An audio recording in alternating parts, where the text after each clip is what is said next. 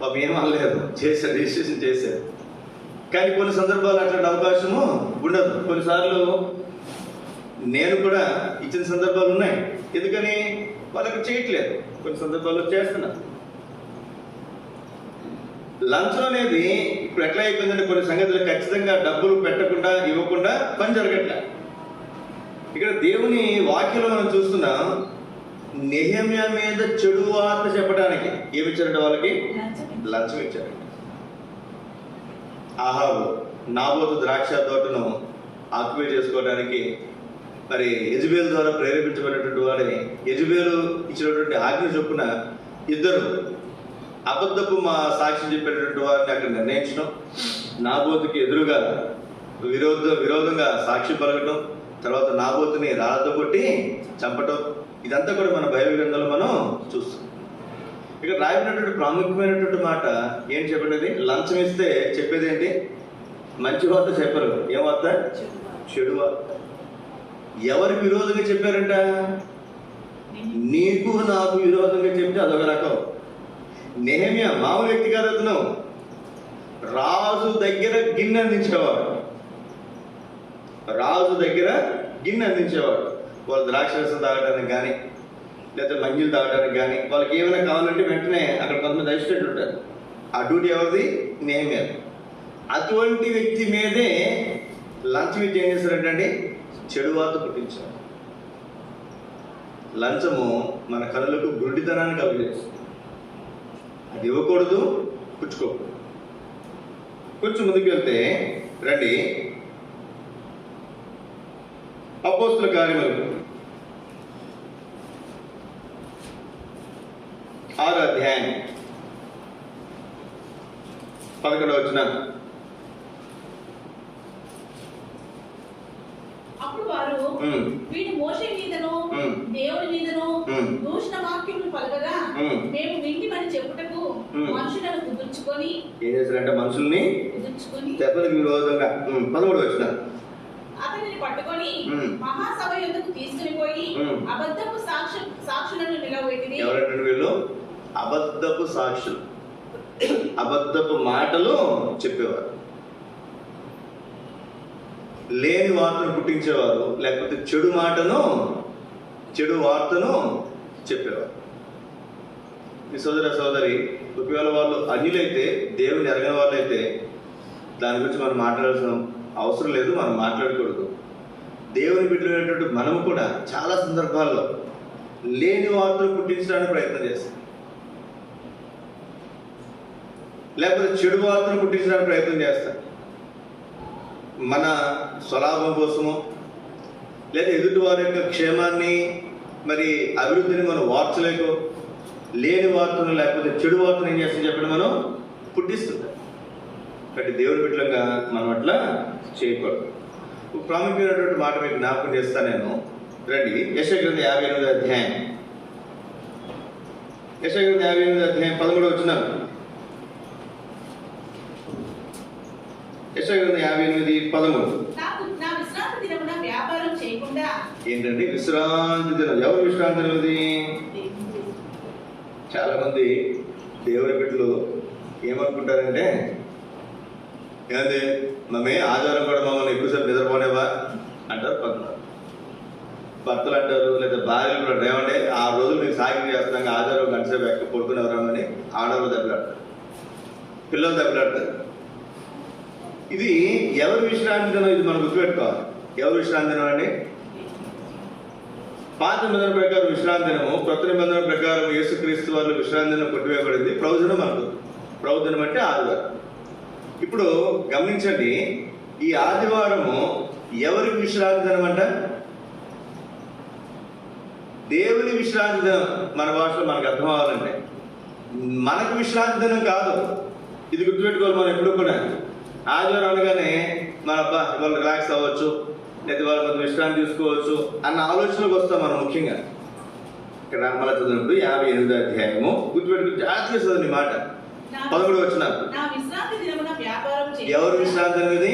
దేవుడు అంటున్నాడు, ఇది నా విశ్రాంతి దినం అని నువ్వు గుర్తుపెట్టుకుని నువ్వు వ్యాపారం చేయకుండా నీకు లాభాన్ని కలిగించేది నువ్వు చేయకుండా నాకు ప్రతిష్ఠితమైన దినమని నీవు ఎలా ఉండాలంట? అమ్మా ఎలా ఉండాలి చెప్పండి? ఆదివారం ఏం చేయాలి చెప్పండి? మా ఆదివారం ఏం చేయాలి చెప్పండి? అయ్యా ఆదివారం ఏం చేయాలంట? చదవండి మళ్ళీ మాట. నాకు ప్రతిష్ఠితమైన దినమని నీవు ఊరకనే ఉండినేలా. పనులుంటాయి. మనం ఏం చేస్తాం? మేము కూడా సార్లు ఉంటాం. మా ఆదివారం పొద్దున్న ఎందుకమ్మా మన అవసరం ఇంటికి వెళ్ళిన తర్వాత పనులు చేసుకున్నాంట. కానీ దేవుని వాక్యం ఏమని చెప్తుంది అసలు? ఆదివారము దేవుని విశ్రాంతి దినమని ఎరిగి, దేవునికి ప్రతిష్ఠితమైన దినమని ఎరిగి ఏం చేయాలంట? నువ్వు ఊరికనే ఉండాలంట. ఇంకేం చేయాలంట? ఇది మనోహరమైనది, ఇది యెహోవాకు ప్రతిష్ఠిత దినము, ఇది దేవునికి ఘనమైనది అని నువ్వు అనుకుని ఏం చేయాలంటే ఘనముగా ఆచరించాలండి. ఘనంగా ఆచరించడం అంటే ఇప్పుడు హిందువులు ఉన్నారు అనుకున్నాను, ఏదో రకరకాల పండుగలు పబ్బాలు ఏ ఉంటే వాళ్ళకి అప్పుడు ఏం చేస్తారు? ఆ రోజు ప్రత్యేకంగా వాళ్ళు సిద్ధపడటము, ఇంటిని సిద్ధపరచడము, లేకపోతే ముగ్గులు వేయటం, రకరకాల అట్లా. ఇక్కడ మనం చూస్తే అనుకుని నువ్వు దాన్ని ఘనముగా ఆచరించాలి. ఇది ఆదివారము, ఇది దేవునికి సంబంధించినటువంటిది, ఇది నాకు సంబంధించినటువంటి దినము కాదు, నాకు విశ్రాంతి దినము కాదు, కాబట్టి నేను నాకు సంబంధించిన పనులు నేను చేయకూడదు అని ఏం చేయకూడదండి? ఆదివారం చెప్పండి, నాతో పాటు చెప్పండి. ఆదివారమున నాకు ఇష్టమైన పనులు చేయక. నిజంగా చేయకుండా ఉంటారా? చెప్పండి. ఆదివారమున ఏం చేయాలంటే మనకి ఇష్టమైన పనులు చేయకూడదు. ఇంకా వ్యాపారం చేయకూడదంట. ఇది ఈ మాట చూడండి. ఏ వార్త అనేది? లోక వార్తలు చెప్పుకొనకయు ఉండిన ఎడల. లోక వార్తలు చెప్పుకోకూడదు. నాకు తెలిసినప్పటి నుంచి దగ్గరగా 10-15 సంవత్సరాల పైనుంచి, 20 సంవత్సరాల నుంచి ఆదివారం ఉదయం 90% ఆదివారం అంతా కూడా వార్తలు. మరి అంతకుముందు ఇప్పుడంటే ఫోన్లు వచ్చినాయి, అప్పుడు ఫోన్లు లేవు. ఖచ్చితంగా న్యూస్ పేపర్ మనం చదవాల్సిందే. ఆదివారం పేపర్ చదివిన గుర్తు నాకు లేదు అసలు. ఆదివారం పేపర్ చదువు, సాయంత్రం కూడా చదివాను కాదు. ఇప్పుడు కూడా మిగిలిన రోజులు ఏదైనా వార్తలు పెడతాను, కానీ ఆదివారం నాకు తెలిసి రాత్రి 9 తర్వాత 10 లేకపోతే భోజనం చేసే ముందు అప్పుడు 4 నిమిషాల్లో 24 వార్తలు వస్తుంది సరే, హెడ్లైన్స్ అది పెట్టుకుంటా. అది కూడా ఆదివారం సాయంత్రం. ఇప్పుడు ఎన్నింటికి? రాత్రి 9 తర్వాత. అది కూడా కుదిరితే. ఆదివారం ఏం చేయకూడదు? లోక వార్తలు చెప్పుకోకూడదు. గుర్తుపెట్టుకోండి ఈ మాట. దేవుని పెట్టినటువంటి మనము సువార్త ప్రకటించాల్సినటువంటి మనము లేని వార్తలు పుట్టించకూడదు, చెడు వార్తలు మనం చెప్పకూడదు, లంచాలు తీసుకెళ్ళి మన స్వలాభం కోసం. మూడోది, లోక వార్తలు చెప్పుకోకూడదు. ముఖ్యంగా ఆదివారం 6 రోజులు బిజీగా ఉంటాం. 7 రోజు వీళ్ళని వాళ్ళందరూ వాళ్ళ ఇంటికి వెళ్ళి వస్తారు, కూర్చుని ముచ్చట్లు. కొంతమంది నేను మా ఇంట్లో ఈరోజు మందిరానికి రాదంటే, అన్న మా చెల్లి వచ్చిందన్న, ఎప్పుడో కానీ రాదు ఆవిడ. మరి ఏం చేశారమ్మా? మాట్లాడుకుంటూ ఉన్నామన్నా. ఏం చేస్తారంట? మాట్లాడుకుంటూ ఉన్నారంట. నాకు అసలు అర్థమే కాదు. నాకు చెల్లి ఉంది, మనకి బంధువులు రక్షణ ఉన్నారు. కొంతమంది ఏం మాట్లాడో తెలియదండి. గంటలు వెళ్ళిపోతారు. సిస్టర్సే కాదు, మన బ్రదర్స్ కూడా అట్లాగే ఉంటారు. కొంతమంది ఏం మాట్లాడతారండి? ఎంతసేపు మాట్లాడతారు? ఇక్కడ మనం గమనించాల్సినటువంటి మాట, ఆదివారం ఏం చేయకూడదంటే లోక వార్తలు చెప్పు. అట్లా నువ్వు ఉంటే దేవుడు ఏం చేస్తాడంటే, చూడండి అందరికీ చదువు 58వ అధ్యాయము యెషయా గ్రంథం 14 వచనం. నీవు యెహోవా యందు ఆనందించదవు. అందరూ కలిసి, దేశం యొక్క ఉన్నత స్థలముల మీద నేను నిన్ను ఎక్కించదును, నీ తండ్రిని యాకోబు స్వాస్థ్యం అనుభవించదును. యెహోవా సెలవిచ్చిన వాక్కు, దేశం యొక్క ఉన్నతమైన స్థలముల మీద నేను నిన్ను ఎక్కించదు. శ్రీ సోదరి, నువ్వు ఒక ఉన్నతమైనటువంటి స్థానంలోకి వెళ్ళాలని నువ్వు కోరితే ఏం చేయాలి? ఆదివారం ఏం చేయాలి చెప్పండి? నీకు ఇష్టమైన పనులు నువ్వు చేయి.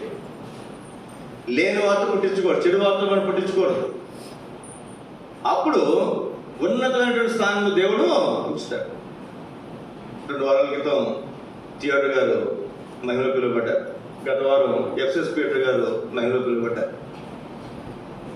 నిన్న మనం నేను ఆయన సాక్ష్యం చిన్నది ఒక 1 మినిట్ గ్రూప్లో పెట్టి అడుగుతున్నాను.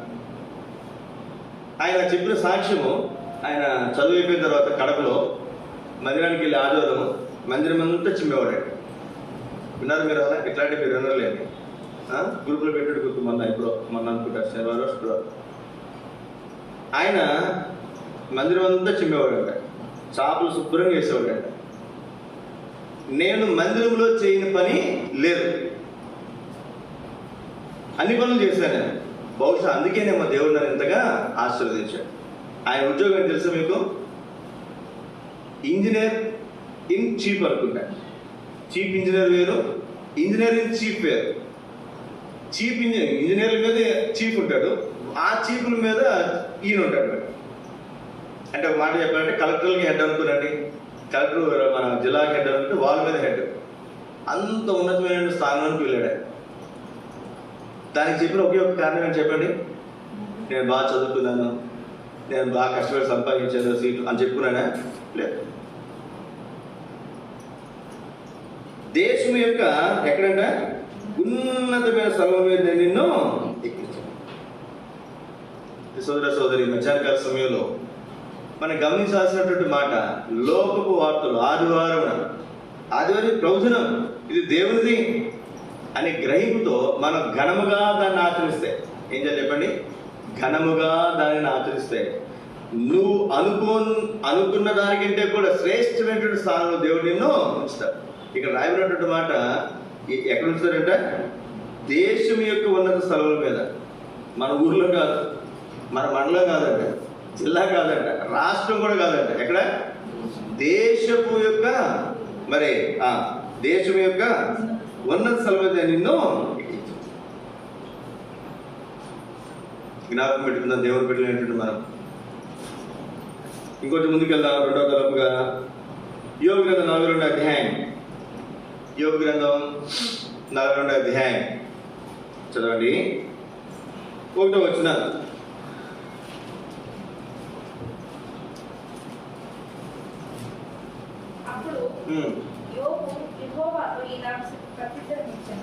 యోబు యెహోవాతో మాట్లాడుతున్నారు. 5వ వచనం. వినికిడి చేత నిన్ను గూర్చిన మాట నేను వింటిని. చాలండి. ఎలా ఉన్నాడంట? వినికిడి చేత నిన్ను గూర్చిన వార్త నేను వింటిని. తాను వింటున్నాడంటే ఎవరో చెప్తున్నారు. ఇది సువార్త అంటే. సువార్త అంటే ఏంటంటే ఎవరైనా వినాలి అంటే వినేవాళ్ళకి ఏముండో చెప్పేవాడు కూడా ఉండాలి. వినికిడి చేత నిన్ను గూర్చిన వార్త నేను వింటిని. హగ్గయి గ్రంథం 1వ అధ్యాయం. హగ్గయి గ్రంథం 1వ అధ్యాయం 13వ వచనం. హగ్గయి 1:13వ వచనం.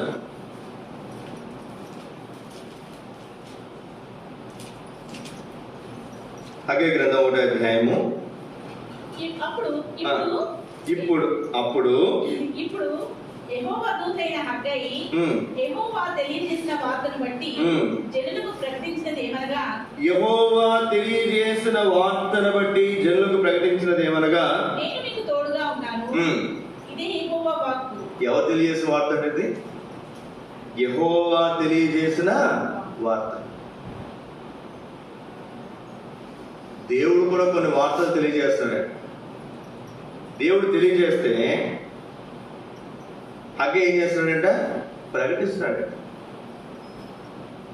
కాబట్టి సువార్త గురించి మనం ఆలోచన చేస్తే, రెండవదిగా ఎవరైనా వినాలి అంటే చెప్పేవాళ్ళకులు ఉండాలి. ఆ వార్త తెలియజేసేది ఎవరంటే? చెప్పేది ప్రవక్త అయితే, తెలియజేసేది ఎవరంటే? యెహోవా. ఇక్కడికి ఒక మాట చూడండి. ఆదికాండం 3వ అధ్యాయం గమనించండి. గల్తీయులకు రాసిన పత్రిక 3వ అధ్యాయం. గల్తీయులకు రాసిన పత్రిక 3వ అధ్యాయం 8వ వచనం. గల్తీ 3:8. దేవుడు ఎప్పుడు ఈ సువార్త ప్రకటించాడు చూడండి. అసలు గల్తీ 3:8. దేవుడు విశ్వాసమూలముగా అన్ని జనులకు నీతిమంతులుగా తీర్పు తీర్చునని లేఖనము ముందుగా ముందుగా చూచి నీ యొక్క అన్యజనులందరూ ఆశీర్వదించు. దేవుడు విశ్వాస మూలముగా అన్ని జనులను నీతిమంతులుగా తీర్చునని లేఖనమందు ముందుగా చూచి నీ యందు అన్యజనులందరూ ఆశీర్వదించబడదు అని అబ్రహామునకు సువార్త ముందుగా ప్రకటించారు. ఎవరు ప్రకటించారంటే సువార్త మొదటగా అబ్రహాంకి ప్రకటించాడు. సోదర సోదరి, ఈ వార్త ఎవరు ప్రకటించారు? దేవుడు. ఎవరు ప్రకటించాడు? అబ్రహాముకే ప్రకటించాడు. ఇది దేవుడు చదివించినటువంటి తెలియజేసినటువంటి వార్త. ఇది మనం చాలా జాగ్రత్తగా గమనించాలి. అపోస్తల కార్యాల్లో నపుంసకుడైనటువంటి ఒక మాట చూడండి, మనకు పరిచయమైనటువంటి మాట. 31 వచనాలు. అపోస్తల కార్యం 8:31. 8:31.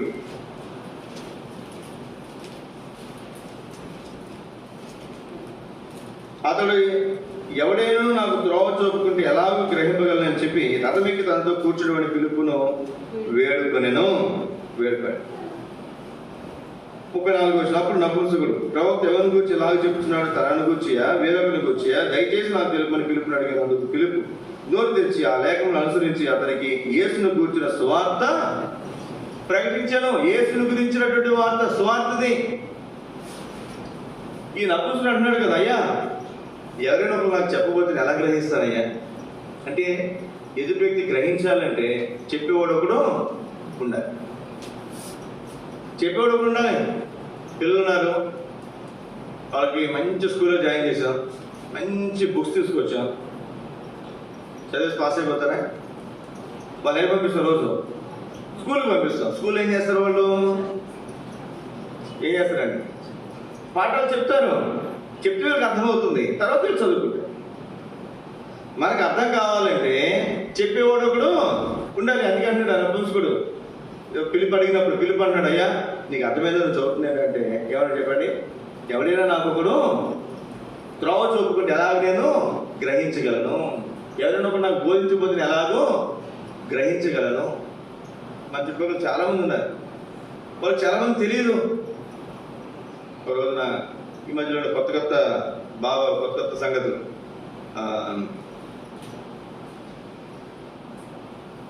ఇస్కానా ఏదో ఒకటి కొత్త ఏదో సంస్థ వచ్చినట్టుంది. ఇస్కానే కదండి అండి. వాళ్ళకి సంబంధించిన ఒకళ్ళు ట్రైన్లో పరిచయం అయ్యారు. ఒక 7-8 మంది సిస్టర్స్. వాళ్ళకి ఎమాహేమీ అసలు మామూలుగా లేదు. అసలు వాళ్ళు ఎంత మోటివేట్ చేస్తారంటే అంత మోటివేట్ చేస్తారు. సరే మేము వేరే ఊరి నుంచి ట్రైన్లో వస్తున్నా, ఒక గంట సేపు వాళ్ళు చెప్పింది విన్నాను నేను. విన్నాం ఏంటో ఏంటి సంగతి అంటే వాళ్ళు చాలా చెప్పుకుంటూ వచ్చారు. పుట్టుబడితో చాలా చెప్పుకుంటూ వచ్చారు. చెప్పుకుంటూ వచ్చిన తర్వాత సరే వాళ్ళు చెప్పనిచ్చి తర్వాత ఒక అరగంట తర్వాత గంట తర్వాత నేను స్టార్ట్ చేశాను. వాళ్ళు చెప్తుంటే అవునండి, అట్లా అండి, మాకు తెలియదండి, మాకెవరు చెప్పలేదండి. ఏమన్నారు వాళ్ళు? మాకు తెలియదండి, మాకెవరు చెప్పలేదండి. అంటే వాళ్ళకి చెప్పేవాళ్ళు ఉంటే వినడానికి అవకాశం ఉంది. అసలు దేవుడు కాని వాళ్ళ గురించే కొన్ని గొప్ప గొప్ప దేవుడుగా పిలువబడుతున్నటువంటి వాళ్ళ పేర్లు కూడా కాదు. ఒక మామూలుగా ఒక వ్యక్తి అతను చెప్పినటువంటి సిద్ధాంతాలను ఆధారం చేసుకుని వాళ్ళు ఇంకో గ్రూపుని తయారు చేసి వాళ్ళు ఇంకో గ్రూపుని తయారు చేసి రకరకాలుగా ప్రచారం చేసుకుంటూ అటని ఇటని అదో సిద్ధాంతం అని ఇదో సిద్ధాంతం అని రకరకాల సంగతుల్లో వాళ్ళు పోతుంటే వాళ్ళకి యేసుక్రీస్తు గురించినటువంటి సువార్త తెలియదు. వాళ్ళకి తెలియాలంటే చెప్పేవాళ్ళు ఎవరో ఒకరు ఉండాలి. కాబట్టి మధ్యాహ్నకాల సమయంలో మనం గమనించాల్సినటువంటి ప్రాముఖ్యమైనటువంటి సంగతి, ఎవరికైనా ఏదైనా గ్రహించాలి అంటే చెప్పేవాళ్ళు ఉండాలి. ఆ చెప్పడానికే, సువార్త ప్రకటించడానికే దేవుడు నిన్ను నన్ను ఉంచాడు. ఈ మాట గుర్తుపెట్టు. చాలా మంది ఎట్లుంటారంటే నా వరకు ఉంటే చాలు, నా వరకు బాగుంటే చాలు, నేను పరలోకానికి వెళ్తే చాలు. భర్త చేసినటువంటి జీతం తీసుకుంటారు, భర్త తెచ్చినటువంటి కష్టం అంతా మరి ఉపయోగించుకుంటారు. కానీ భర్త కోసం ప్రార్థన చేస్తారు, చేయరని చెప్పట్లేదు అనుకోండి. కానీ వాళ్ళని దేవుళ్ళు నడిపించే విషయంలో అంత బాధ్యత తీసుకోరు. ఏమనుకుంటారంటే ఆయన రాడన్నా, ఆయన మొండోడన్నా, అమ్మో ఆయన మూర్ఖుడన్నా, రకరకాలుగా మాట్లాడు. అవునా కదా? జీతం ఇచ్చేవాడు మూర్ఖుడు కాదు, ఇంట్లో కానీ వసూలు ఇచ్చేవాడు మూర్ఖుడు కాదు. దేవుని మాట చెప్పమ్మా అంటే కొంచెం ఆయన మూపుతాడు, మన మాట అంటన్నా. జ్ఞాపకం పెట్టుకున్నప్పుడు సోదర సోదరి దేవుని పెట్టినట్టు మనం చెప్తే వాళ్ళు వింటారు. కొన్ని సందర్భాల్లో మీకు ఒక మాట చెప్తా నేను. పెద్ద పిల్లలు లేదా భర్త తల్లి మాట భార్య మాట తీసుకో, గుర్తుపెట్టుకున్నాడు. 100-95% ఎక్కువ అనుకుంటా బహుశా. అది మంచి అయినా తల్లి చెప్పినా భార్య చెప్పినా తీసుకో. అప్పుడు మనం ఏం చేయాలంటే జ్ఞానంగా ఇంకొకరు ఎవరితోనైనా చెప్పించాలి. వేరే ఒకరితో చెప్పిస్తే మనం చెప్పాలనుకున్నదే వాళ్ళు వింటారు. ఇక్కడ మనకు ముఖ్యమైన సంగతి ఏంటి? వాళ్ళు వినాలి, అంతే కదా. వినాలంటే ఎవరితో చెప్పించాలి. మనం చెప్తే విన్నప్పుడు ఇంకొకరు చెప్పించాలి. మనం చెప్తే విన్నప్పుడు ఏం చేయాలి చెప్పండి? ఇంకొకరితో. నేనున్నాను, మా పిల్లలు, నేను నలుగురికి చెప్తాను. నలుగురికి నేను వాళ్ళని ప్రయోజనం చేస్తాను అనుకున్నావు దానికి. నా పిల్లలు నా మాట నచ్చి వినకపోవచ్చు.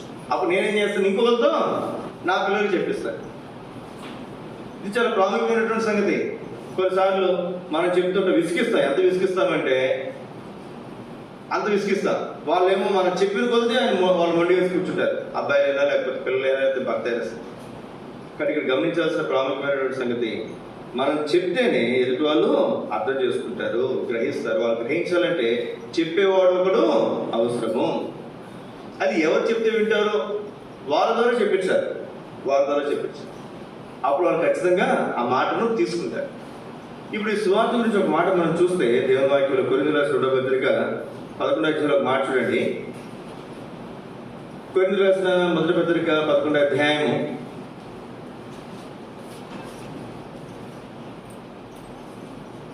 4వ వచనం. మన్నించండి. కొరింథీయులకు రాసిన 2వ పత్రిక 11వ అధ్యాయం 4వ వచనం.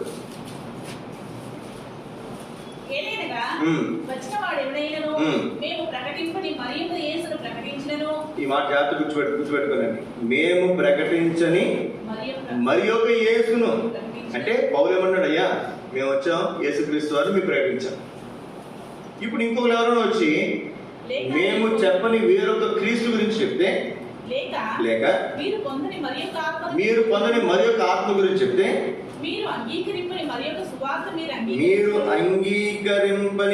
సువార్తను మీరు అంగీకరిస్తే నేనైతే మిక్కిలి శ్రేష్ఠుడైన ఈ అపోస్తలుల కంటే దేశ మాత్రమును తక్కువ వాడను కానని తలంచుకొనుచున్నాను. మాటల యందు నేను నేర్పులేని వాడనైనను, జ్ఞానవంతు నేర్పులేని వాడను కాను. ప్రతి సంగతిలోను అందరి మధ్య మీ నిమిత్తము మేము ఆ జ్ఞానమును కనపర్చి ఉన్నాము. మిమ్మల్ని హెచ్చింపవలెనని దేవుని సువార్తను ఉచితముగా ప్రకటించుచు. ఇక్కడ తనను తగ్గించుకుంటున్నాడు. ఇక్కడ మాట ఏమంటాడంటే, నేను మీకు దేవుని సువార్తను ఉచితముగా ప్రకటించుచున్నాను. ఎలా ప్రకటిస్తున్నాడంటే ఉచితముగా ప్రకటిస్తాడు. అయితే ఇక్కడ ఏమంటాడంటే 4వ వచనంలో, మేము ప్రకటించిన క్రీస్తును కాక మరొక క్రీస్తుని ఎవరైనా ప్రకటించిన, ఇక్కడ రాయబడింది, ఇంకో చోట ఎక్కడ రాయబడింది అనుకుంటాను, దేవదూత వచ్చిన మీకు ప్రకటించినా సరే మీరు వినద్దు. మరలా మేమే వచ్చి ప్రకటించినా, ఇది కాదమ్మా సువార్త, అది సువార్త, వేరొక సువార్త మేము ప్రకటించినా మీరు వినద్దు. ఎందుకని? ఒకసారి ఆల్రెడీ సువార్త ప్రకటించబడింది, పరిశుద్ధ గ్రంథంలో రాయబడింది, ఇది మనకు ప్రకటించబడింది. దీనికి వేరుగా ఎవరైనా ఏదైనా ప్రకటిస్తే మనం ఏం చేయకూడదు? దాన్ని వినకూడదు. ఈ రోజుల్లో ఎట్లా ఉన్నారంటే తప్పుడు బోధల్లోకి వెళ్ళిపోతున్నారు. తప్పు బోధలు ఇప్పుడు ఉన్నారండి. మా పిల్లలు ఉన్నారు. ఉదాహరణకి నేను గవర్నమెంట్ స్కూల్లో చదివిస్తున్నాను పిల్లల్ని. చైతన్య టెక్నాలజీ బాగుందని చెప్పి పిల్లలు ఒక రోజు ఇక్కడ ఒక రోజు అక్కడ పోతే నేను అర్థమవుతా వాళ్ళ పిల్లలకి. చైతన్య టెక్నాలజీ చదువుతున్నారు, భాష స్కూల్ బాగుంది, 4 రోజులు భాషకి, 4 రోజులు చైతన్య టెక్నాలజీ వెళ్తే నేను అర్థమవుతుంది పిల్లలకి. చెప్పండి, మాట్లాడదు, ఏమర్థం కాదు. నువ్వు ప్రైవేట్ స్కూల్లో చదివినా గవర్నమెంట్ స్కూల్లో చదివినా ఏదో ఒక దాంట్లో నువ్వు ఉండి దాంట్లో పూర్తిగా నువ్వు ముందుకెళ్తే ఆ సంవత్సరం అంతా అయిపోయేసరికి ఒక అవగాహన వస్తుంది. అట్లా నువ్వు ఒక్కోటి దాంట్లో కూర్చున్నావు అనుకో, నీకేది అర్థం కాదు.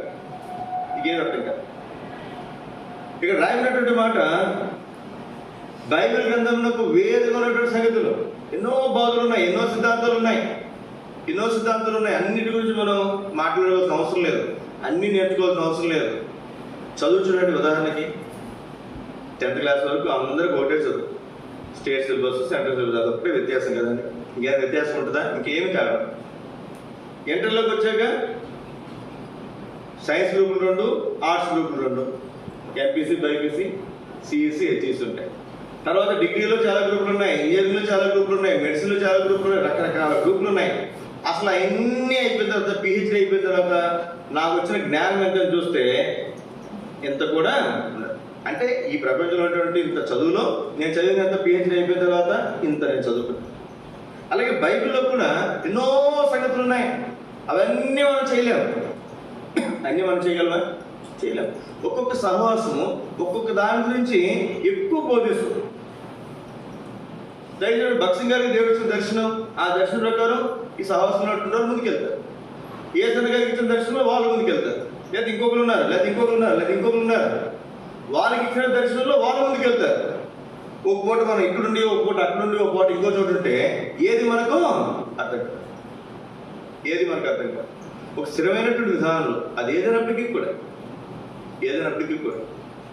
ఇది చాలా జాగ్రత్తగా మనం గమనించుకోవాలి. గ్రహింపు చాలా అవసరం. మీరు ఏదైనా నెట్లో ఏదైనా వర్తమానం వినేటప్పుడు కూడా ఏ బట్టే పెట్టుకోకండి, గుర్తుపెట్టుకోనండి.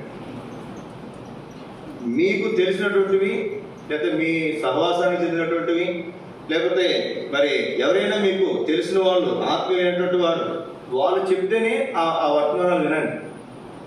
ఎన్నో తప్పుడు బోధలు ఉంటాయి, మన మైండ్ని పొల్యూట్ చేసేస్తారు. మేము గుంటూరు ఉన్నప్పుడు ఆదివారం చర్చికి రెడీ అవుతుంది, ఇంకొక 5 నిమిషాలు బయలుదేరుతున్నాను నేను. ఒక ఆయన వచ్చి ప్రైజ్ లాడ్ బ్రదర్ అన్నాడు. ప్రైజ్ లాడ్ బ్రదర్ అనేసరికి మీరు క్రైస్తవులా అన్నాడు. అంటే ఏంటి, వచ్చిన అందరూ ప్రైజ్ లాడ్ చెప్తారు. క్రైస్తవులు అయితే మనం తిరిగి ఏమన్నా చెప్పండి, ప్రైజ్ లాడ్. ప్రైజ్ లాడ్ అంటే మన క్రైస్తవులు ప్రాణం అర్థం. బ్రదర్ మీతో కొంతసేపు మాట్లాడాలన్నాడు. బ్రదర్ చర్చ్ టైం అయింది కాబట్టి మీ నెంబర్ ఇవ్వండి, నా నెంబర్ తీసుకొని సాయంత్రం వెళ్తాను. లేదు 2 నిమిషాలు చర్చ్కి వెళ్ళి ముందు మాట్లాడతారు. ఏంటి బ్రదర్ దేని గురించి అంటే ఎన్నో చెప్తున్నాడు. చెప్తూ నాకు అర్థమైంది ఏంటంటే వాళ్ళు యెహోవా సాక్షులు. ఎవరండి? యెహోవా సాక్షులు. యెహోవా సాక్షులు అంటే ఎవరు? వాళ్ళు యేసుక్రీస్తు దేవుడు అంటే నమ్మరు. వాళ్ళు యేసుక్రీస్తు దేవుడు కాదు అంటారు. యెహోవాయే దేవుడు. ముస్లిమ్స్ కూడా ఏమంటారు చెప్పండి? అల్లాయే దేవుడు. అల్లా అంటే ఎవరు? యెహోవానే. యేసుక్రీస్తుని ఈసానే సలాం అంటారు వాళ్ళు. ఆయన తర్వాత వచ్చిన ప్రవక్త అంట మహమ్మద్ ప్రవక్త, అది చివరి ప్రవక్త అంట. మళ్ళీ వాళ్ళు నమ్ముతారు ఈసానే సలాం వచ్చి అంటే యేసుక్రీస్తు వచ్చి మమ్మల్ని తీసుకెళ్తారని వాళ్ళు కూడా నమ్ముతారు. వాళ్ళు నమ్మేది ఎవరి వల్ల? అలానే. కానీ ఎవరు తీసుకుని పోతారంట? యేసుక్రీస్తు వచ్చి వాళ్ళని తీసుకుపోతారంట వాళ్ళు నమ్మేది. మళ్ళీ మహమ్మద్ ప్రవక్త చెప్పినటువంటి సంగతులు వాళ్ళు తీసుకుంటారు. అలాగే యెహోవా సాక్షులు కూడా మరి ఎవరు నమ్ముతారు? యెహోవాయే దేవుడు, యేసుక్రీస్తు దేవుడు కాదు. ఆదివారం చర్చికి వెళ్ళకూడదు, శనివారం వెళ్ళాలి, రకరకాల సిద్ధాంతాలు. ఇవన్నీ ఆలోచిస్తే ఉన్న బుర్ర ఏమవుతుందో చెప్పండి? మనకున్నదే కొంచెం జ్ఞానం. ఇవన్నీ బుర్రలో పెట్టుకుంటే అసలు ఏది కరెక్ట్, ఏది తప్పు అనేది మనకు అర్థం కాక అసలు ఎన్ని ఉద్రవ తలపైన పక్కన పట్టేస్తాం. అందుకే మనం ఏం చేయాలి? మనకు తెలిసినటువంటిది మన ఎదురు చర్చిలో వాళ్ళు ఏదైతే చెప్తుంటారో అవి మనం విని చక్కగా అంతవరకు నేర్చులో చాలు. మనకేం పిహెచ్డీలు చేయాల్సిన అవసరం లేదు కదండి. ఉన్నాయా కదా? ఏమి లేదు. బైబిల్ ఉన్నటువంటి సంగతులు మనం నేర్చుకుని మన జాగ్రత్తగా వాటిని అనుసరిస్తే చాలు.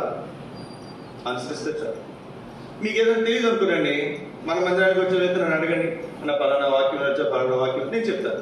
వేరే సహవాసంకి వెళ్తాను అనుకోండి, మీకు తెలిసినటువంటి పాస్టర్లు గారిని అడగండి, అయ్యా పలానా వాక్యం వచ్చా, ఎవరు తినొచ్చు అడగండి, తప్పేమని చెప్తారు వాళ్ళు. కాబట్టి తప్పుడు బోధల్లోనికి, తప్పుడు సంగతుల్లోనికి మనము పోకూడదు. ఈ రోజుల్లో ఇక్కడ తక్కువే కానీ నేను మొన్న విజయవాడ వెళ్ళాను ఒక 6 నెలల క్రితం. 6 నెలల క్రితం విజయవాడ వెళ్తే ఒక ఆయన నా చేతిలో బైబిల్ చూసి ఎంత నవ్వుకుంటూ వచ్చాడు. అసలు ఆటో నడుపుతారు. అసలు ఎంత ప్రేమగా మాట్లాడాడంటే చాలా ప్రేమగా, నేను అంత ప్రేమగా మాట్లాడే వ్యక్తి నేను చూడాలి. అసలు అంత ప్రేమగా మాట్లాడే వ్యక్తి రోడ్డుకి అడ్డం పెట్టి వచ్చేది ఆటో నా దగ్గర బైబిల్ చూసి వచ్చి ఏదో మాట్లాడుతూ అక్కడ